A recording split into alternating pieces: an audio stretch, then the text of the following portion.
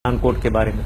But again ये one sided discussion जो continuous होता है ना, इससे मुझे बड़ी आग लगती है कि ये आप लोग हमेशा उठाते हैं मुंबई, पठानकोट, कारगिल, ये बात करते रहेंगे, लेकिन कभी आप नहीं बात करेंगे भाई सियाचिन की भी बात कर लो, भाई बांग्लादेश की भी, ईस्ट पाकिस्तान की भी बात कर लो, समझौता एक्सप्रेस की भी बात कर, वो नहीं करेंगे आप। सर, आप कह रहे हैं कि हफीज सईद क्या कह रहा है, उसका मैं नहीं बिलीव करता। ये आपको मालूम नहीं, मैं आपको बताऊं कि 4 फरवरी को हफीज सईद ने एक रैली दी जिसकी क्लिपिंग हमारे पास है, जिसमें वो कहते हैं कि क्या हमारे पास पठानकोट स्टाइल अटैक्स करने की, हमारी हिफाजत के लिए पठानकोट जैसे हमले करने की छूट नहीं है। अभी तो आपने एक ही पठानकोट पे हमला देखा है, ऐसे और होंगे। यह हफीज सईद ने पब्लिक रैली में बोला है, उसकी क्लिपिंग हम लोगों के पास है।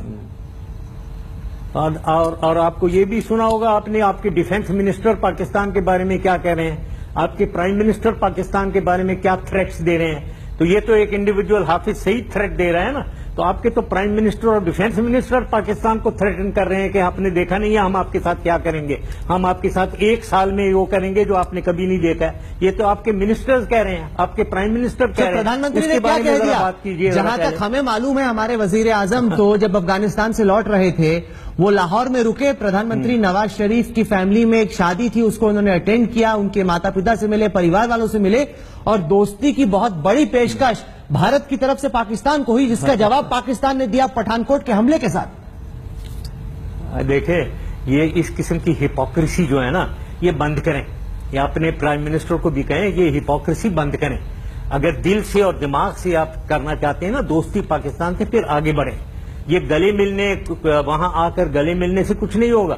नहीं, पर कहीं ना कहीं हमने देखा कि आप तो अभी भी डिनायल में हैं, लेकिन कम से कम पाकिस्तानी सेना ने और पाकिस्तानी प्राइम मिनिस्टर ने माना। सर, एक बार सुन लीजिए कि जो लोग इन्वॉल्व थे, जिन्होंने फोन कॉल किए, जिन्होंने इस अटैक को प्लान किया, उनके खिलाफ कार्रवाई होगी। एक GIT भी बनी, ज्वाइंट इन्वेस्टिगेशन टीम भी बनी।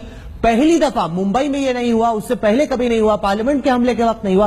पहली दफा पाकिस्तान ने माना कि पाकिस्तानी सरजमीन से अटैक प्लान किया गया और आतंकवादियों के खिलाफ कार्रवाई होगी। तो पहली दफा आपकी सरकार ने माना है सर। जो सही बात, चले अगर माने वो कर रहे हैं तो बस ये बात है। लेकिन अगर मैं सरकार होता तो मैं आपसे ये वो समझौता का भी डिमांड करता आपसे, और मैं सियाचिन के ऊपर भी डिमांड करता, और आपसे एक्सप्लेनेशन, मैं ईस्ट पाकिस्तान की भी आपसे मैं एक्सप्लेनेशन लेता। क्या आपको लगता है कि इस वक्त पर हिंदुस्तान और पाकिस्तान आगे बढ़ सकते हैं? क्योंकि पाकिस्तान ने पठानकोट के बाद जो वादा किया कि आतंकवादियों के खिलाफ कार्रवाई होगी, जैश ए मोहम्मद के चीफ मौलाना मसूद अजहर के खिलाफ कार्रवाई होगी, हमने जमीन पर कुछ देखा नहीं है।